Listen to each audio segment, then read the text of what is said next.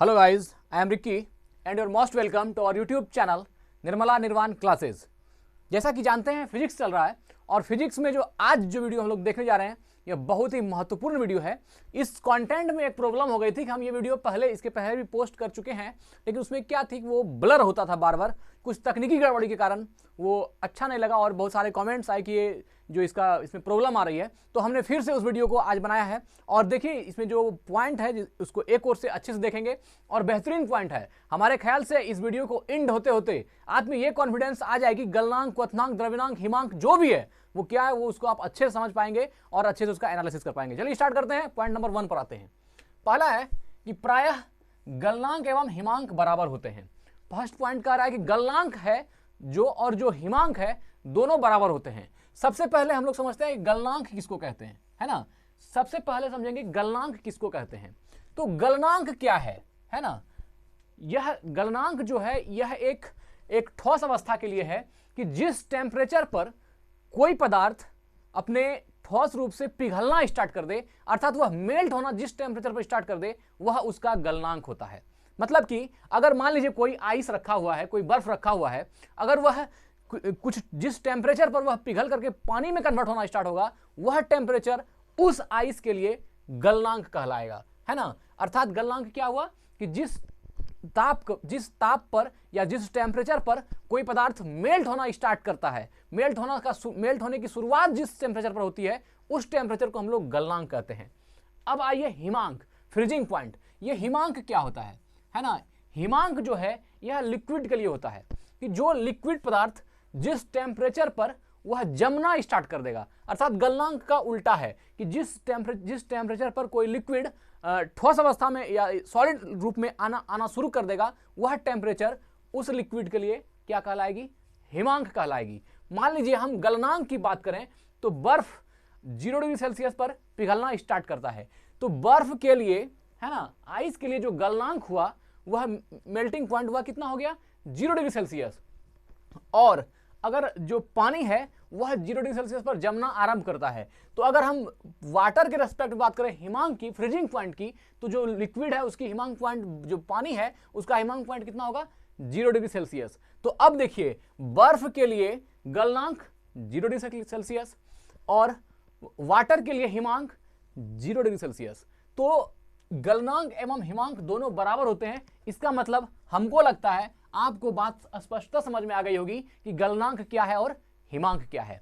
तो ठीक है, अब यहां अगर हम आइस 0 डिग्री सेल्सियस पर आइस के संदर्भ में बात करें तो यह 0 डिग्री सेल्सियस पर आइस मेल्ट होना स्टार्ट करेगा, इसलिए बर्फ की गलनांक हो जाएगी 0 डिग्री सेल्सियस और 0 डिग्री सेल्सियस पर पानी जमना स्टार्ट कर देगा, इसलिए पानी का फ्रीजिंग पॉइंट अर्थात हिमांक बिंदु हो गया 0 डिग्री सेल्सियस। और दोनों क्या होते हैं, बराबर होते हैं। प्रायः गलनांक और हिमांक बराबर होते हैं। चलिए आते हैं पॉइंट नंबर 2 पर।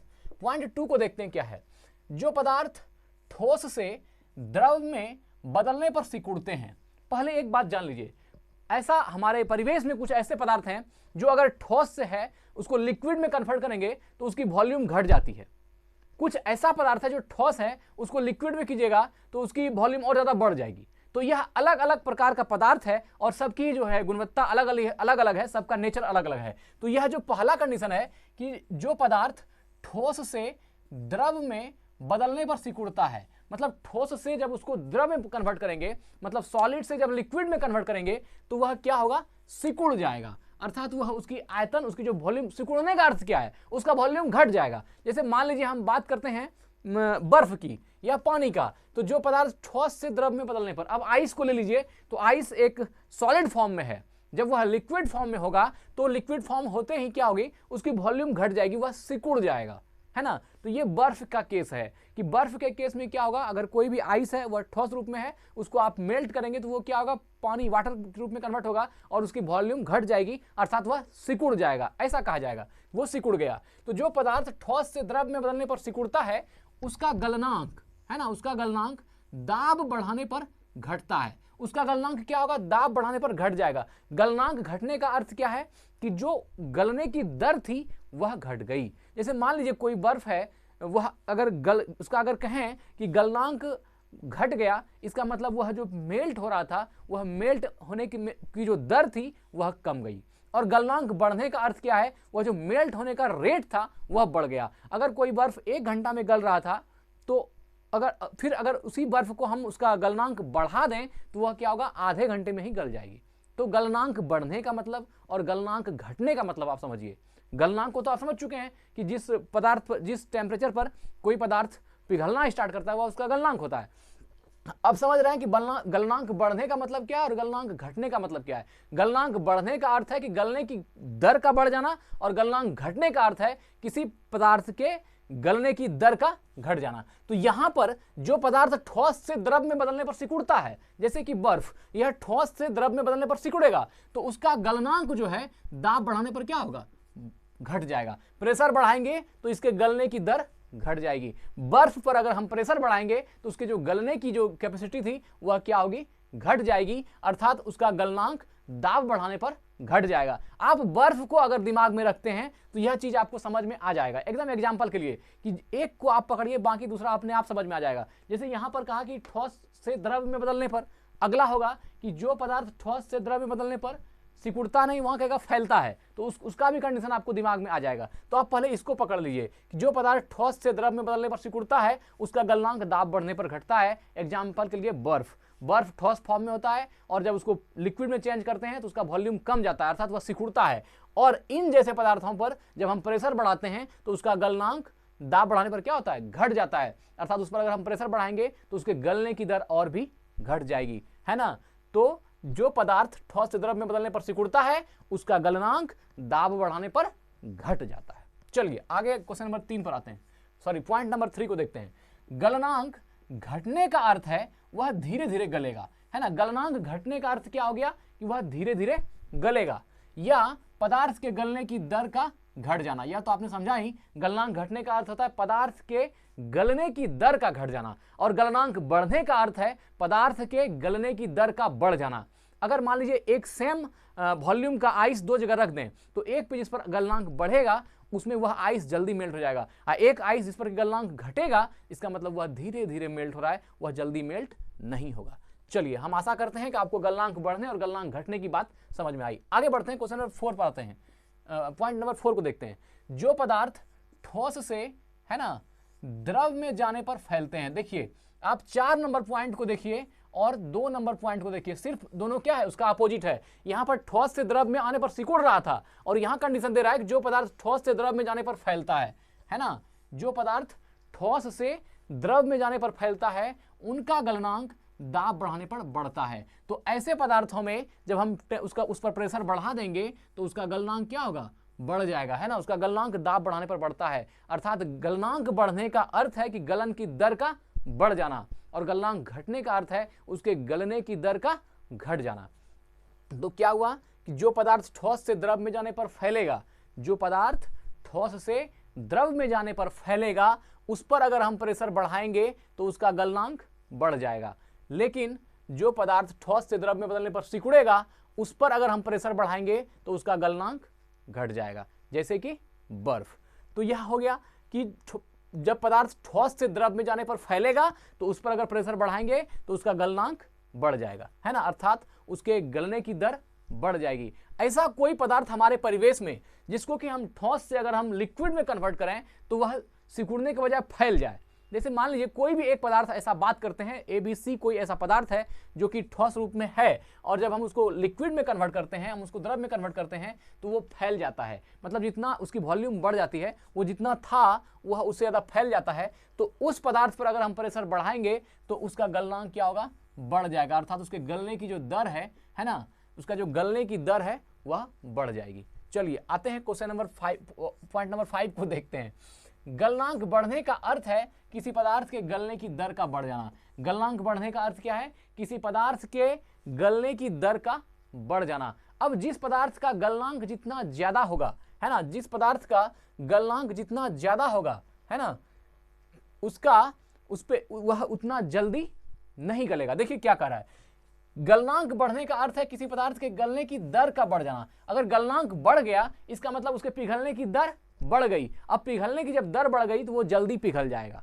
और गलनांक अगर घट गया इसका मतलब है कि उसके पिघलने की दर घट गई, अर्थात वह लंबे समय में गलेगा, है ना, वो लंबा समय तक गलता रहेगा। ठीक है, तो गलनांक बढ़ने का अर्थ है किसी पदार्थ के गलने की दर का बढ़ जाना, अर्थात वह जल्दी गलेगा। अगर गलने की दर बढ़ जाएगी तो स्वाभाविक बात है कि वह जल्दी गल जाएगा, और गलने की दर अगर घट जाएगी तो इसका मतलब वह धीरे धीरे गलेगा, वह लंबा समय तक चलेगा, फिर पिघलेगा। चलिए आगे बढ़ते हैं। अब 6 नंबर पॉइंट देखिए, अशुद्धि मिलाने से गलनांक घटता है। महत्वपूर्ण प्रश्न है, बहुत ही महत्वपूर्ण पॉइंट है। देखिए इसको क्या कर रहा है, अशुद्धि मिलाने से गलनांक घटता है। कह रहा है किसी पदार्थ में अगर हम अशुद्धि मिला दें तो उसका गलनांक घट जाएगा, अर्थात उसके गलने की जो रेशियो है वो कम हो जाएगी, घट जाता है, अर्थात पदार्थ के गलने की दर घट जाता है। मतलब पदार्थ देर से गलता है या देर से पिघलता है। अब देखिए इस केस में देखिए, एग्जाम्पल के लिए हम बर्फ को ले लेते हैं। बर्फ एक ऐसा पदार्थ है जिसमें अगर आप नमक को मिला देते हैं या किसी औषधि को नमक के रूप में मिलाते हैं तो वह जो पिघलने की उसकी दर थी वह धीरे धीरे पिघलती है, अर्थात वह जो पिघलने की दर है वह इतनी स्लो होती है कि वह जल्दी पूरी तरह से मेल्ट नहीं होती है। इसलिए आप देखते हैं कि जो आइसक्रीम हम लोग खाते हैं वो खाने में हम लोगों को टेस्ट उसका हल्का नमकीन लगता है। यह इसलिए क्योंकि आइसक्रीम वाला उसमें नमक मिलाता है। बर्फ में जब नमक मिक्स होती है तो जब उसमें औषधि को मिलाते हैं तो उसका गलनांक बढ़ जाता, उसका गलनांक घट जाता है, अर्थात वह धीरे धीरे गलता है। यही बात कह रहा है कि अशुद्धि मिलाने से गलनांक घटता है। अगर अशुद्धि मिला दें, किसी भी पदार्थ में कुछ अशुद्धि मिला दें तो उसका गलनांक घट जाएगा, अर्थात अशुद्धि मिलाने के साथ क्या होगा, उसकी जो गलने की दर थी वह कम हो जाएगी और वह लंबे समय तक टिक सकता है। जैसे मान लीजिए दो आइसक्रीम बनाते हैं, एक आइसक्रीम हम लोग सुबह 6 बजे बनाते हैं, दोनों ही आइसक्रीम को एक में नमक मिलाते हैं और एक में बिना नमक का बनाते हैं। तो जो आइसक्रीम 6 बजे बनी है अगर उसको बाहरी वातावरण में रखा जाए हो सकता है वो 15-20 मिनट में पिघल जाएगी, लेकिन जिसमें नमक मिला के जिस आइसक्रीम को बनाया गया है वह लंबे समय तक, वह हो सकता है 1 घंटा 2 घंटा 3 घंटा के बाद पिघले। तो यह करिश्मा होता है अशुद्धि मिलाने से पदार्थों में। तो वही कह रहा है कि अशुद्धि मिलाने से गलनांक घटता है, अर्थात पदार्थ के गलने की जो दर होती है, पदार्थ के गलने की जो रेशियो है वो घट जाती है, मतलब वो धीरे धीरे गलने लगता है। मतलब पदार्थ देर से गलता है या देर से पिघलता है। एग्जाम्पल के लिए बर्फ में नमक मिलाने पर वह देर से पिघलता है। अगर हम बर्फ में नमक मिला दें तो वो क्या होता है, देर से पिघलता है। चलिए आगे बढ़ते हैं, ये भी पॉइंट आपको समझ में आ गया होगा। 7 नंबर पॉइंट को देखते हैं। क्या कह रहा है, प्रायः क्वथनांक एवं संघनन ताप समान होता है। क्या कह रहा है, प्रायः जो क्वथनांक है और जो संघनन ताप है ये दोनों क्या होता है, समान होता है। क्वथनांक और संघनन ताप, इस दोनों को समझिए। जैसे कि आपने यहाँ एक पॉइंट देखा था, प्रायः गलनांक एवं हिमांक बराबर होते हैं, वही चीज है यहाँ पर, प्रायः क्वथनांक एवं संघनन ताप समान होते हैं, दोनों टेम्परेचर सेम होती है। अब हमको क्वथनांक को समझना है और साथ ही साथ संघनन ताप को, कंडेंसेशन को समझना है। ये क्या होता है, क्वथनांक देखिए, जब कोई पदार्थ लिक्विड से जिस टेम्परेचर पर वो गैस में कन्वर्ट होना स्टार्ट करती है वो उसका क्वथनांक होता है। जैसे मान लीजिए वो लिक्विड फॉर्म में है, पानी का ही बात करते हैं। अब वह एक टेम्परेचर है जिसके बाद वो 100 डिग्री सेल्सियस के बाद वो गैस में कन्वर्ट होना स्टार्ट करती है, 100 डिग्री सेल्सियस पर गैस में कन्वर्ट होना स्टार्ट करती है। तो वो लिक्विड से जो गैस में कन्वर्ट होने की जो टेम्परेचर है उसको हम लोग क्वथनांक कहते हैं। तो प्रायः क्वथनांक एवं संघनन ताप क्या होता है, संघनन को समझने के लिए आप एक उदाहरण समझ सकते हैं। जैसे मान लीजिएगा आप फ्रिज से एक ठंडा पानी का बोतल निकालते हैं और आप वातावरण में ग्लास में उस पानी को डालते हैं, तो आप पाते हैं कि ग्लास के चारों ओर जो ग्लास की दीवारें हैं बाहर की तरफ, उसमें हल्का हल्का पानी की बूंदें महसूस होती है। ये संघनन है। वो जो बूंदें वहाँ पर बाहर में आपको दिख रही वो संघनन है। इसमें लॉजिक ये है कि जब आप ठंडा पानी को किसी ग्लास में डालते हैं तो वो पूरा ग्लास के परिवेश को शीतल कर देता है और वो ठंडा कर देता है। इससे क्या होती है, वो जो वातावरण में जो पानी की थोड़ा भी अंश है, जरा भी ह्यूमिडिटी है, जो थोड़ी सी आर्द्रता है, वह उस ठंडेपन के संपर्क में आने के बाद वह हल्की हल्की पानी की बूंदों के रूप में गिलास के चारों ओर दीवारों में उभर जाता है। कभी कभी हम लोग को लगता है कि जो पानी हम ग्लास में दिए हैं वही पानी बाहर है, लेकिन ऐसी बात नहीं है। वो जो बाहर में पानी दिख रही है वो ठंडे परिवेश के कारण वातावरण की आर्द्रता है जो वाटर के रूप में ग्लास के चारों दीवारों पर दिखाई देती है। तो वह कंडेंसेशन की घटना है, वह क्या है, संघनन ताप है, वह संघनन की घटना है। तो यहां पर कह रहा है कि प्रायः जो क्वथनांक होता है और जो संघनन ताप होता है दोनों समान होती है। तो कंडेंसेशन की जो एक टेम्परेचर है और जो क्वथनांक की टेम्परेचर है दोनों क्या होती है, प्रायः बराबर होती है। जैसा कि आपने देखा गलनांक और हिमांक बराबर होते हैं, दोनों ही टेम्परेचर गलनांक और हिमांक का भी प्रायः बराबर होता है और प्रायः क्वथनांक और संघनन का भी ताप बराबर होता है। देखिए एक बात को समझिए, इसमें होता क्या है, क्वथनांक भी है कि लिक्विड से गैस में ट्रांसफॉर्मेशन, और संघनन है गैस का लिक्विड में ट्रांसफॉर्मेशन, है ना। अगर आप किसी पात्र में पानी डाल करके उसको नीचे से हीट देना स्टार्ट करते हैं तो वो एक टेम्परेचर, एक क्वथनांक पर जाकर के वो गैस में वेपोराइज्ड लिक्विड जो है वो वेपर में कन्वर्ट होकर के वायुमंडल में उड़ जाएगी। और ये जो कंडेंसेशन है उसका जस्ट उल्टा है। वह जो वायुमंडल में जो पहले से आर्द्रता है वह उस आर्द्रता को ठंडेपन के कांटेक्ट में ला करके वह उस चीज को लिक्विड में कन्वर्ट कर देता है। तो एक है जो लिक्विड से गैस में कन्वर्ट करता है और एक है जो गैस को लिक्विड में कन्वर्ट करता है। ये दोनों ही टेम्परेचर क्या होती है, प्रायः बराबर होती है, समान होती है। तो प्रायः क्वथनांक एवं संघनन ताप समान होता है। हमको लगता है यह भी बात आपको समझ में आ गया होगा कि क्वथनांक एवं संघनन ताप समान क्या होता है। चलिए आगे देखते हैं, पॉइंट 8 को देखते हैं। दाब बढ़ाने पर, प्रेशर बढ़ाने पर क्वथनांक बढ़ता है। प्रेशर बढ़ाएंगे तो क्वथनांक बढ़ेगा, स्वाभाविक बात है। वह जो लिक्विड से गैस में ट्रांसफॉर्मेशन की जो रेट है वो बढ़ जाएगी, है ना। जब प्रेशर बढ़ाएंगे तो दाब बढ़ाने पर या प्रेशर बढ़ाने पर क्वथनांक बढ़ता है का अर्थ है क्वथन की दर, अर्थात द्रव से गैस में कन्वर्ट होने की दर बढ़ जाती है। एग्जाम्पल के लिए प्रेशर कुकर देखिए, एक बात है, 1 लीटर पानी को अगर आप हंडी में रख दें और उसको हीट करें तो वह हो सकता है कि मान लीजिए 5 मिनट में हीट होगा, लेकिन आप उसको प्रेशर कुकर में डाल के कर हीट कर दें तो वह 2-2.5 मिनट में ही बहुत ज़्यादा हीट हो जाए। ये इसमें क्या हो रहा है, तो प्रेशर कुकर में, है ना, प्रेशर कुकर में आपका क्वथनांक बढ़ जाता है और क्वथनांक बढ़ने से उसकी जो अंदर की गुप्त उष्मा है वो बढ़ जाती है और कोई पदार्थ बहुत ज़्यादा हीट हो जाती है। जबकि आप अगर सिंपल हंडी की बात करें उसके रिस्पेक्ट में तो उसमें वो जल्दी हीट नहीं होता है, क्योंकि उसमें वो क्वथनांक उसका कम हो जाता है और प्रेशर कुकर में डालने के बाद उसकी क्वथनांक बहुत ज़्यादा हो जाती है। तो क्या कहा कि दाब बढ़ाने पर, प्रेशर बढ़ाने पर क्वथनांक बढ़ता है। यह प्रेशर कुकर में हम लोग देखते हैं, उसमें हम लोग प्रेशर ही तो बढ़ाते हैं, उसको सब तरफ से लॉक कर देते हैं और एक सीटी से हवा निकलती है। जब तक कि सीटी से हवा निकलती है उस प्रेशर कुकर के अंदर महाभारत होता है। इतना ज़्यादा उसमें प्रेशर, इतना ज़्यादा उसकी दीवारों पर प्रेशर पड़ता है कि जो चीज़ उसके अंदर होगा उसका चोखा बन जाना एकदम स्वाभाविक है। तो वहाँ पर क्या हो रहा है, क्वथनांक बहुत ज़्यादा बढ़ जाता है। तो क्या कहा गया कि दाब बढ़ाने पर, प्रेशर बढ़ाने पर क्वथनांक बढ़ने का अर्थ है कि क्वथन की दर, अर्थात द्रव से गैस में कन्वर्ट होने की दर बढ़ जाती है। अच्छा, अगर एक बात कहें कि क्वथन की दर बढ़ने का अर्थ क्या है, अर्थात उसका जो एक एक मॉलिक्यूल है उस लिक्विड का, है ना, उस लिक्विड की जो एक एक मॉलिक्यूल है उसमें गति बढ़ जाती है। रेट बढ़ने का मतलब क्या है, अगर हम टेम्परेचर को ज़्यादा करते हैं तो पानी का जो एक एक अणु है उसके ऊपर जो लगने वाला प्रेशर है वो बहुत ज़्यादा होता था।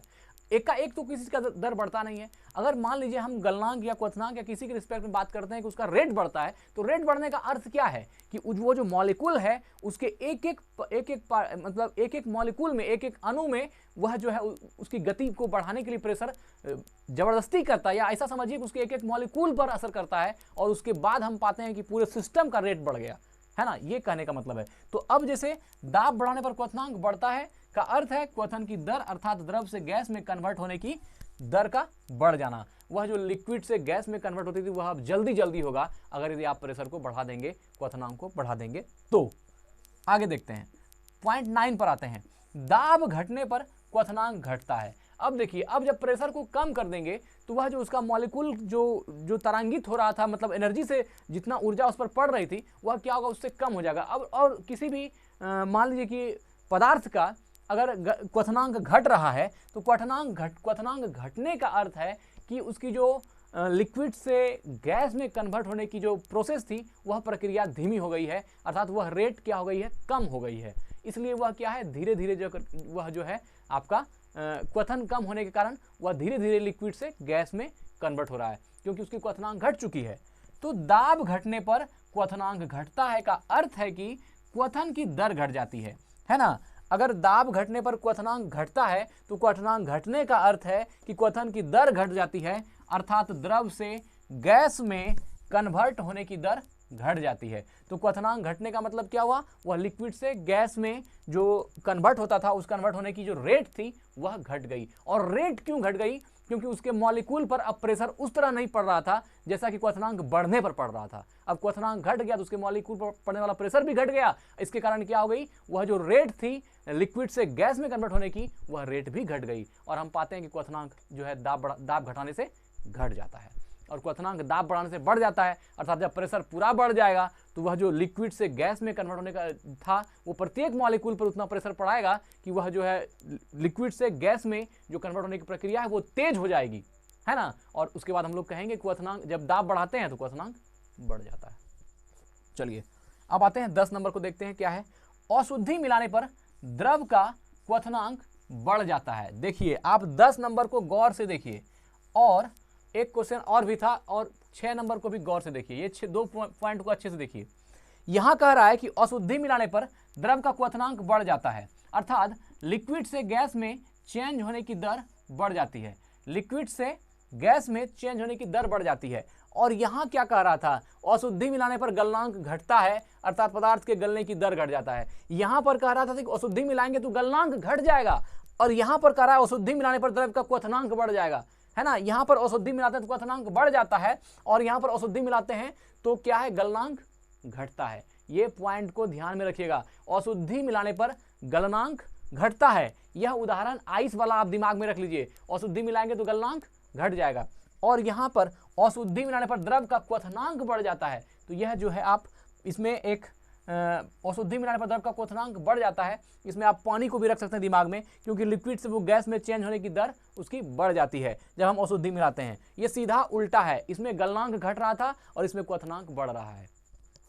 तो याद रखिए, अशुद्धि मिलाने पर द्रव का क्वथनांक बढ़ जाता है, अर्थात लिक्विड से गैस में चेंज होने की दर बढ़ जाती है। लिक्विड से जो गैस में चेंज होने की दर थी वह क्या हो गई, बढ़ गई। जब हम लिक्विड में कुछ अशुद्धि, से मान लीजिए पानी में हम कुछ अशुद्धि मिला दें तो उसके बाद क्या होगी, उसकी क्वथनांक बढ़ जाएगी, है ना, अर्थात उसका जो है लिक्विड से गैस में चेंज होने का जो दर था वह बढ़ जाएगा। लेकिन गलनांक में घटने का क्या था कि अगर आइस है उसमें हम नमक मिला देंगे तो उसका गलनांक क्या होगा, घट जाएगा, अर्थात वह लेट से पिघलेगा। चलिए, तो यह बात भी आपको समझ में आ गई, इसलिए हमने 6 नंबर और 10 नंबर को, ये दोनों याद रखिएगा, कभी कभी कंफ्यूजन पूरा पैदा करता है तो आप फंसने का चांस है। गलनांक, क्वथनांक में और गलनांक में, गलनांक में अशुद्धि मिलाएंगे तो उसका क्या हो जाएगा, उसका गलनांक घट जाएगा, और क्वथनांक में अगर अशुद्धि मिलाएंगे किसी लिक्विड में तो क्या होगा, उसका क्वथनांक बढ़ जाएगा। ये उल्टा है। पानी में अगर कोई अशुद्धि मिला करके उसको हीट करेंगे तो वो जल्दी हीट होगा, है ना, लेकिन बर्फ में अगर कुछ मिला करके उसको रखेंगे तो वह जल्दी नहीं पिघलेगा, अर्थात वह लेट से पिघलेगा। चलिए अब आगे बढ़ते हैं। 11 है, प्रेशर कुकर में दाब बढ़ाने पर जल का क्वथनांक बढ़ जाता है। प्रेशर कुकर में दाब बढ़ाने पर जल का क्वथनांक बढ़ जाता है, जिससे जल की गुप्त उष्मा का मान बढ़ जाता है, लेटेंट हीट। यहाँ जो है बर्फ की गुप्त उष्मा बढ़ जाती है, जिसके कारण खाना जल्दी से पक जाता है। और यह जो गुप्त उष्मा बढ़ती है इसके कारण क्या होता है, खाना जल्दी से पकता है। तो इसको देख लेते हैं।